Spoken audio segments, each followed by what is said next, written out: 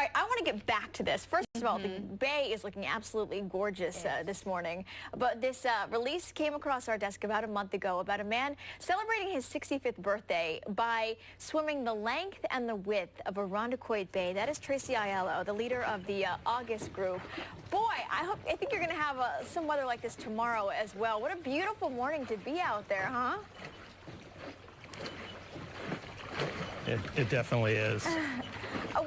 We know you're doing this to help raise awareness for a website for the group, and we're going to talk about that in just a moment, but I really want to ask you the specifics of, we heard about your training in the pool, but how you go about this tomorrow. It's going to be a busy day, I'm sure, on Irondequoit Bay, probably a lot of boat traffic, a lot of jet ski traffic. I imagine, will you have a crew with you to keep you safe?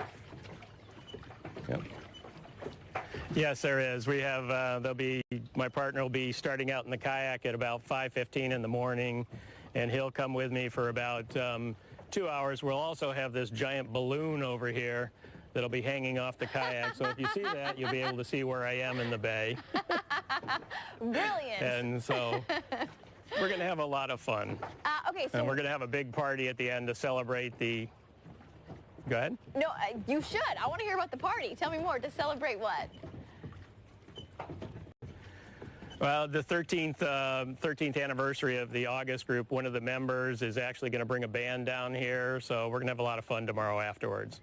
You know, when we think in terms of it supporting Rochester area professionals that are in job transition, you know, we often talk about there might be people watching right now, you know, trying to land that next job.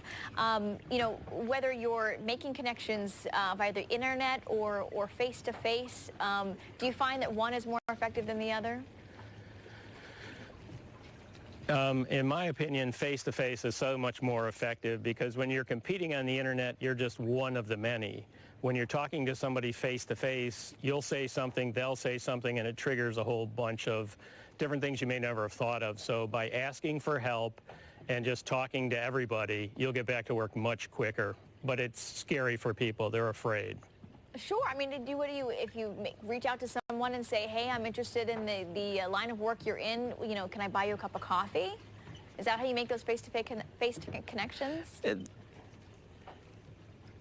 A lot of people make the mistake about telling somebody that they're looking for a job, and that kind of cuts the conversation down real short. You ask somebody for their opinion, what they think about how you might fit into the company, how they like the company, and you'll be much more successful. And then eventually it'll get around to what are you doing, and then you get to tell them. Tracey, what are some of the biggest mistakes that people make when they're applying for a job?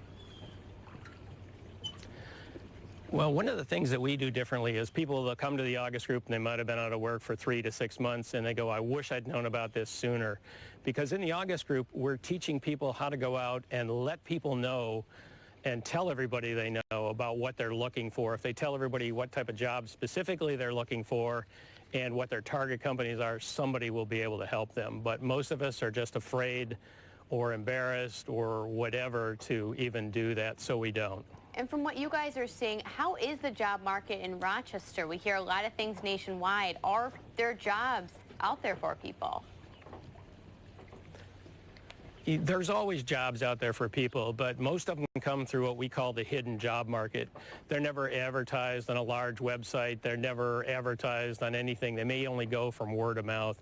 And more than 80% of the professionals in Rochester will get a job through somebody they know or somebody that knows they're looking for a job. Unfortunately, they just don't tell everybody. Tracey, just a few seconds left. How long do you think this feat tomorrow will take you?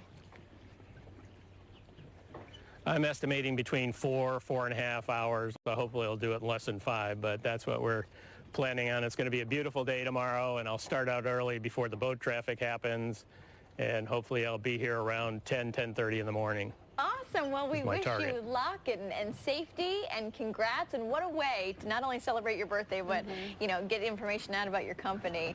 Thanks so much for your time this morning. Good luck tomorrow.